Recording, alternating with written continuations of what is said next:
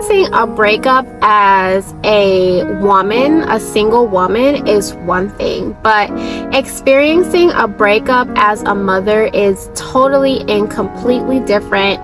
The stress is different, the feelings are different, and especially if you're breaking up with the father of your children or your child, it's even more amplified, because this is someone who you had wishes of being together with in the future and hopes and dreams of raising a family together. I don't think most people plan on having children and not being with their significant other. So this video is for those who are going through a breakup.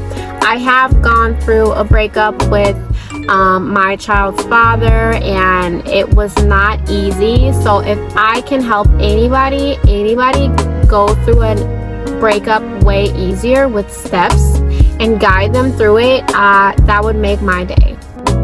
Hey ladies, and welcome to my channel. If you're new here, my name is Mayette Marie, and I make content around lifestyle, motherhood, wellness, and fashion. So if those things interest you, give me a subscribe and a like. And so I'm going to give you 8 steps to help guide you through your breakup from your significant other, the father of your children, as a mother. And if this video has helped you, leave a like, leave a comment, and help the next person.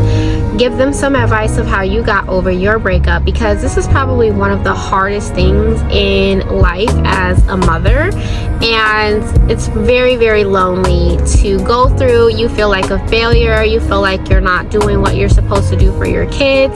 Sometimes it is a blessing in disguise though, so we want to look at the positivity.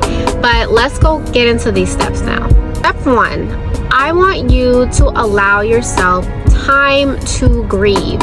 You are not going to be able to go through this breakup and wake up the next day like everything is just a-okay, nothing happened, this is just part of regular life. Unless this is something that you're rejoicing in and you are so totally happy to be rid of this person, you're gonna feel a lot of emotions of sadness, grief, confusion, being upset, because it's just like, what could you have done better, or what could that person have done better to avoid this situation? And it's not something, like I mentioned before, that people really plan on, to have a child with someone and break up, but it is a part of life. So I need you to actually give yourself the week to cry, 2 weeks to cry. You know, sometimes you're gonna want to sleep longer, sometimes you're gonna want to be in the shower longer, sometimes you're gonna want to just listen to sad songs. You might not feel like cooking, you might not feel like cleaning, and I just really need you to allow yourself to have this time to grieve. Allow yourself to have this time to cry and feel sad and be upset. And in this time, you really need to seek support from your family, from your friends, from your loved ones, because they are going to be the community and the rock that you need to actually get through this situation and heal from it. So first, you cannot avoid going through the motions. Like, okay, I know a lot of people like to be like, it's hot girl summer, they're outside. Yes, be outside. Yes, you know, find another person in another relationship once you've healed, but you have to give yourself time to grieve, because it's kind of like you lost someone. Like, it's kind of like a death. It's a death of a relationship. So you have to give yourself that time to have separation from this person and to really begin living your life as a single person all over again. Thing I really need you to do is prioritize your self-care. I need you to not forget that you are still a whole human being that needs love and attention. So I need you to make sure you're getting enough sleep, because that's definitely something that happens when you go through a breakup. You don't sleep. Your mind is continuously going like, what could I have done better? What happened? Why is this person doesn't want to be together anymore? Or it might be you who said you don't want to be with them, and you're like, okay, so how am I going to move forward?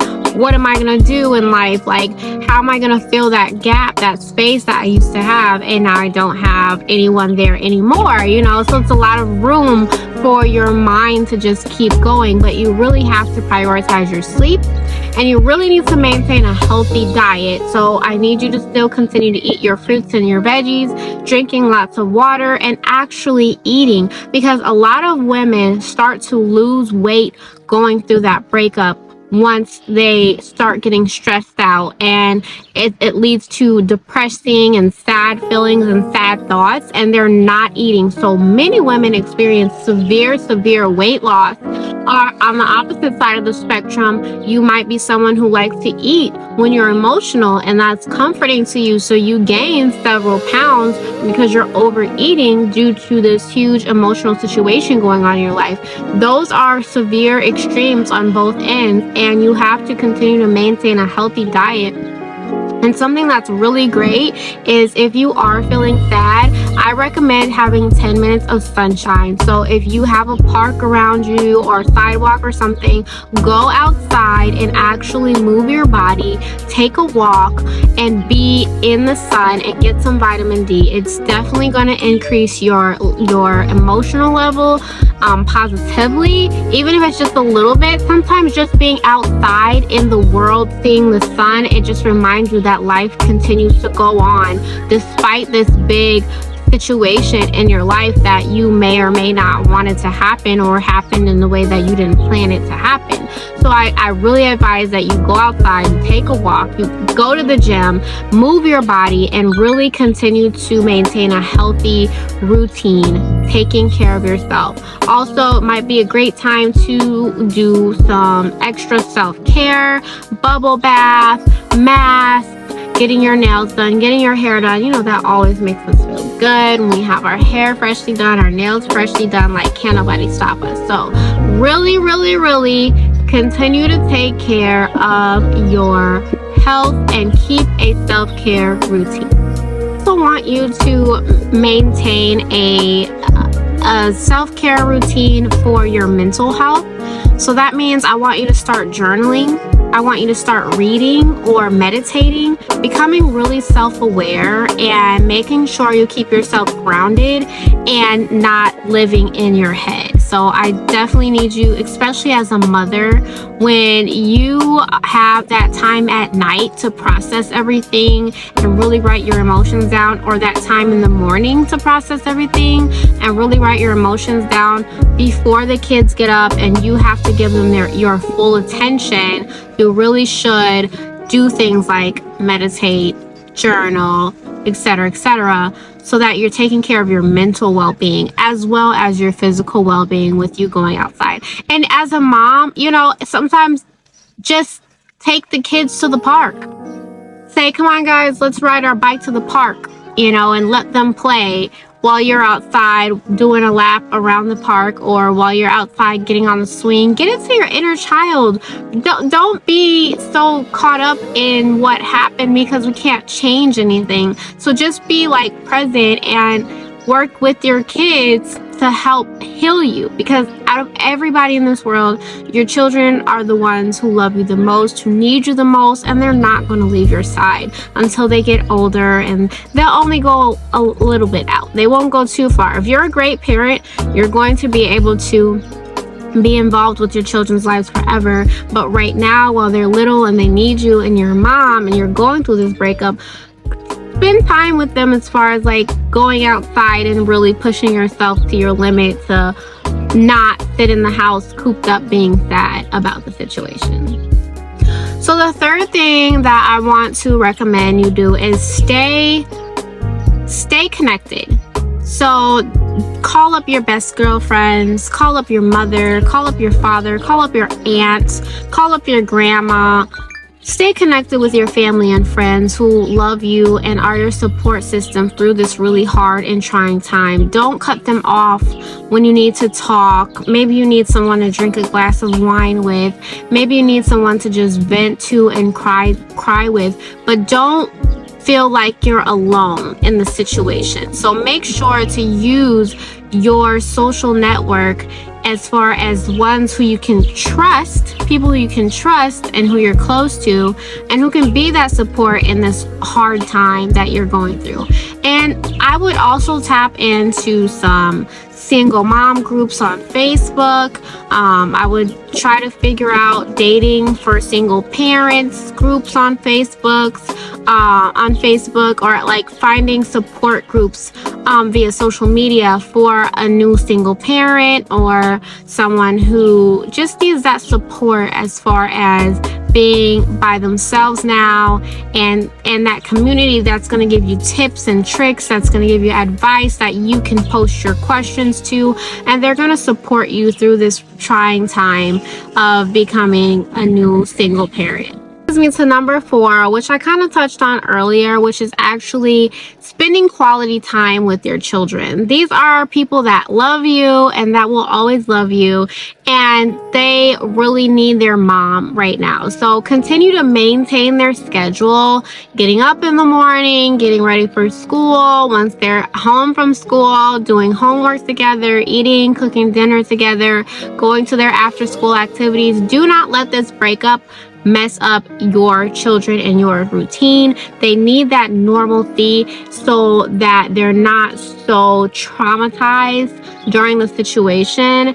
And bring out your inner child. Play board games with them. Watch their favorite shows with them. I love watching cartoons with my kids and just reliving my childhood with them.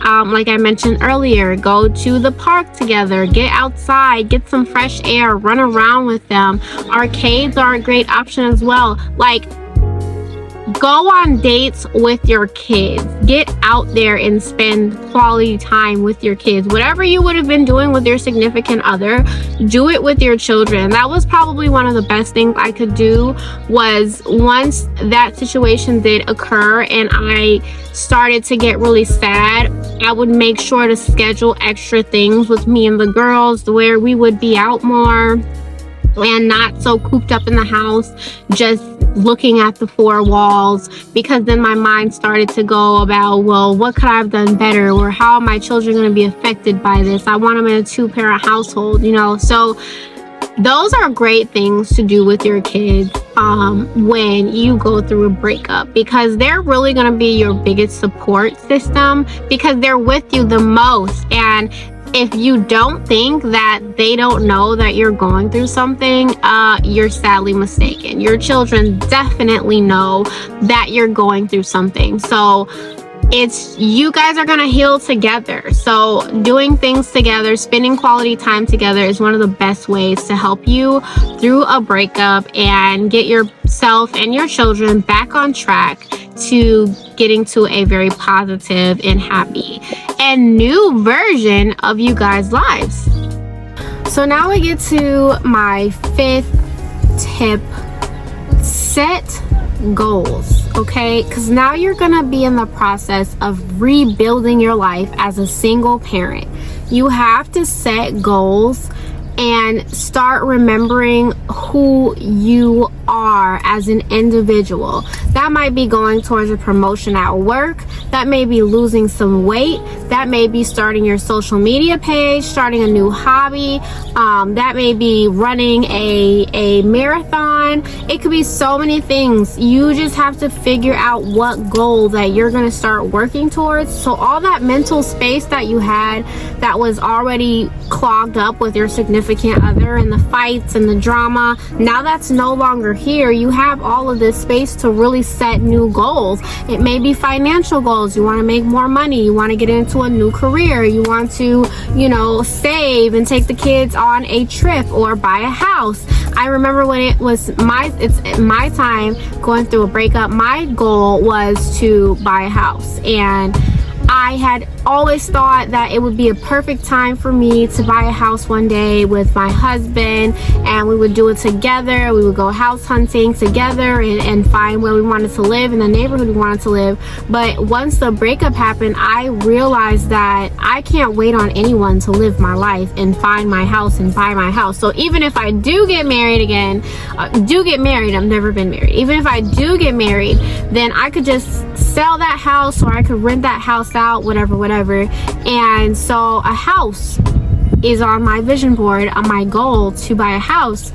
And that means that I have to do so many things before I get to the house that it's just like filling up my brain on, okay, I need to do this, I need to do that. I have a focus that's not on my past relationship and my ex and the things that we went through. So you're gonna have to come up with new personal goals, and you're also gonna want to learn and grow. As you rebuild your life, I want you to really reflect on your past relationship. How could things have been better? What could you have done for the relationship? What boundaries could you have created? How, maybe speaking up for yourself, maybe stopping a certain behavior before it starts, creating a list of your non-negotiables this time, so you know that you don't want to be dealing with certain things in your next relationship. It's a no-go. It's not acceptable. We're not even gonna put up with it. And then when you get there, you're like, okay, so if I'm not gonna put up with it, what are the ways that I'm gonna go to communicate with my significant other that this is not going to work without fighting and arguing and being toxic and ignoring them. So I really want you to reflect on your relationship. Maybe you stayed too long and they didn't give you certain things you were looking for, or whatever it may be. This is a time to rebuild and reflect and figure out, so when you do get in another relationship, you are better equipped because you took the time to learn from your past mistakes or your past situations, and you're going into your next relationship as a new, healed, better version of yourself. So, number 6 is probably one of the hardest things for a lot of people, which is actually establishing a co-parent plan. So you want to stay as respectful as possible to your past partner, your ex, when you're coming up with plans for the children and how you'll share them. If you can stay out of court, that would be great. But if you can't, then it's a good idea to go get child support put in place and go get, the custody that you guys need put into place. And really figure out how you guys want to do this journey, because everyone's journey is unique. No one's journey is the same. So your girlfriend might have gone through a divorce and she's telling you about her and her man, her and her ex-husband, her and her ex-man. That does not apply to you and your situation. So I want you to understand that your situation is unique, and you can only come up with a great co-parenting plan with the co-parent of your child. You cannot look at other people's examples and try to do the same thing. Also, it's so easy to be disrespectful and dismissive because there are probably a lot of feelings of betrayal, anger, mistrust towards this person now that you are no longer together. But do your best to stay as respectful and as cordial. Like, start even to treat them like they're a coworker at your job, or you're a manager and they work with you, under you, because you really have to get into your mind that this is still a relationship. It's just not the one that you all had in the past. And for the sake of the children to see their parents being cordial and kind, because remember, it's not just you two. That's why we're going through all of this work to make sure that this breakup is as healthy as possible, because you do have children watching and they need to know that their parents respect each other and have at least a sense of decency towards each other, because you're setting a proper role. You're being a role model. You're setting an example for your kids, and you don't want them to be dealing with a toxic co-parenting relationship, because they will be highly affected seeing their parents be at odds like this. So make sure in your co-parenting relationships, you're really being respectful, and you're setting up days. Who's going to pick up who? When are they going to pick them up? Where's your pickup location? How do you want to communicate moving forward? Do you want to do a text now app? Do you need a third party to be there to get you guys through and speak for this person, and that be the middleman, the in-between, because you are so upset with each other or you just can't deal with each other? So that is like one of the most important things, coming up with the co-parenting schedule for you guys, so both of you still have time, quality time with the kids, and you're able to do things together. I think my co-parenting situation, I just try to be as respectful as possible, even when it's a missed event or something that I expected of them and they cannot do that. I still do my best to be as respectful and understanding as possible. I may not like it, and that's when boundaries come into play, and that's when we have to talk about, well, if this happens, then that needs to happen. But other than that, I just try to be as respectful as possible, and I mind my business. Okay, I don't go searching and looking for things. I don't ask them about things. If they do end up having a significant other or girlfriend or boyfriend that they start dealing with, I am respectful and cordial to them because I would want the same in return. So I just try to be the type of co-parent that I would like in return, and that really works best for me because I'm going to be dealing with this person the rest of my life. Like, I'm going to have shared grandkids with this person. I'm going to go to graduations with this person. I'm going to probably attend holiday parties and this person will be there. And I just don't want to create an area of that we can't at least be cordial and respectful of each other. So just keep that in mind when you're coming up with your co-parenting plan. Okay, so number 7 is, I'd like to reiterate to give yourself time. I know when I first went through my breakup, it was like, I just need to be better by tomorrow. I don't have time for this. I'm a mother. I need to really make sure that I'm emotionally secure and I'm emotionally healthy and I'm ready to go. And baby, that did not do me well because I would have episodes of just straight out crying. I would just be fine. I'm making some tea. I'm cleaning up. I'm this and that. And all of a sudden I would just start bawling and start questioning the whole situation. Like, what did I do wrong? Why is my partner leaving me? Like, what could I have done better? I'm by myself now. Like, this is not what I wanted, and I just really pushed through and had to give myself time to heal. Every day it gets a little bit easier. Like, just think of it like a bar that's loading, that every day it gets a little bit easier, as long as you don't fall back into the trap though of going back to the relationship. And I'm not anyone's therapist, so if you do want to go back and that is better for you, I give you all the props. I hope that you all spoke on things and you worked it out, because sometimes it is just a simple, let's sit down, let's communicate, let's hear what each other has to say, and then we fix it from there. But sometimes it is a little deeper than that, and you can't come back and you can't heal from the situation. And so you have to just take every day like this person died, because a space in your heart no longer holds them, and that connection, that attachment you have has to go away now. And it's not easy. It's you, when you are with someone for a long time, you're sleeping together, you're swapping kisses and DNA, you really create this bond with them that is very hard to break. And when they separate from you, you get this separation anxiety, and you're like, okay, I have to get through this, and I have to heal through this, and I have to do this by myself. I can't do it with the person that I love and the person that's been here with me all of these years. I have to do it by myself. So I think that you really need to give yourself time in the space and the healing to really get through it. You're still gonna cry, you're still gonna be angry, you're still gonna call your girlfriends and rant and talk and rave about it for days and days and days and weeks and weeks and weeks, because you are having to go through this process of cutting someone you love off. But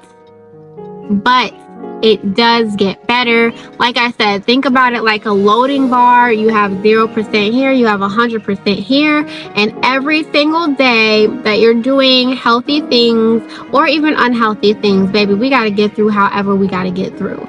Every day, 1% of the bar is loading. And so in 100 days, you can look back on that past version of yourself and say, wow, I've really come far. I'm doing better than I was doing that day that we broke up, or the week that we broke up, or the month that we broke up, or even 2 months after we broke up. And you may be in a whole new relationship. You may be in a whole new space in life that's actually better than what you had before, because maybe this person was actually blocking your blessings, or maybe this person just wasn't good for you and didn't bring out the best in you.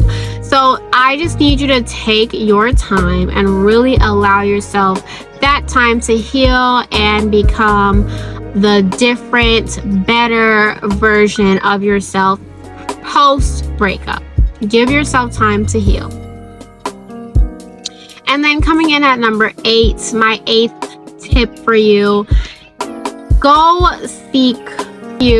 seek professional help if needed. Go talk to a counselor. Go talk to a therapist. Go speak to someone who you can spill your guts out to, spill your heart out to, knowing you can trust them, because there's patient-doctor confidentiality. You have to sign a HIPAA agreement. They're not going to put your business in the streets, like, say, a girlfriend you don't really trust, or, someone spreading your business. Sometimes it be the mama, so it is what it is. And find some professional help, someone who can sit there. And a lot of people are so scared of therapy, and I really don't understand why, because therapy is like one of the cheat codes to becoming the non-toxic version of yourself. So go and talk to someone. Therapists are not going to tell you what to do. They're going to give you the tools that you need to get through whatever it is you're going through. You may be suffering from low self-esteem. You may be suffering from depression. You may be suffering from all kinds of things that come with having a breakup, or things that you were suffering from prior to the breakup that need help, and you just need a little support to get it together. And that's what a therapist is there for. They're going to help you figure out, do you need to meditate? Do you need a journal? And actually pinpoint and understand what it is you're feeling, why you're feeling like that, where does this stem from, and how do you actually heal it and become the best version of yourself. So seek some therapy, some counseling. Maybe it be a minister, a pastor. Those are great people to actually also speak with once you're going through a breakup. And find some support groups, like I had mentioned earlier, single parent support groups, where you're actually talking with people who are going through what you're going through as a mother, as a parent who is now a single parent. Because a lot of people don't understand that it is a really big deal once you do break up with the other parent, and you have to start living life by yourself on your own terms, and just trusting yourself to really be a parent alone. It is a hard and lonely journey. I don't care what anyone says. It is a very lonely journey, especially when you are not dating yet. You're just doing this by yourself. You're going to bed by yourself. You're waking up by yourself. You're getting the kids ready by yourself. You're dropping them off by yourself. You're doing homework. Where you had that support before, that support's no longer there. Even if that support was just someone you talk to at the end of the day, like, I just had a long day with Johnny because he did it. You don't have that anymore, and it's hard to deal with. So you are going through a lot of emotional trauma that people who don't have children will never understand. And I just need you to really build your community. And I like to offer my YouTube channel is a community that I'm building for mothers to come to when they need information, support, or some type of question they have that I may have answered in one of my videos. So if you are looking for a community of mothers, if you're looking for a mom who is an entrepreneur, a stay-at-home mom, and who's sharing her life and her goals and her vision, someone that you can learn from, or in the comments, if you ask me to make a video about something, I definitely will do my best to do that. So if you are a mother who needs a supportive community, this is it. Subscribe, like, leave a comment, let me know what other videos you like to see. And I just want to let you know, if you do believe in God, go pray to him. More time spent with the Lord in prayer and observation is great when you're going through a breakup and you need some healing of your heart and you don't want to feel alone in the process. It will get better. It does get better as long as you keep a positive mindset and you continue to heal and grow and mature and do better the next time around. Better will come. Okay? I love you guys. I'll see you in my next video. Love you guys.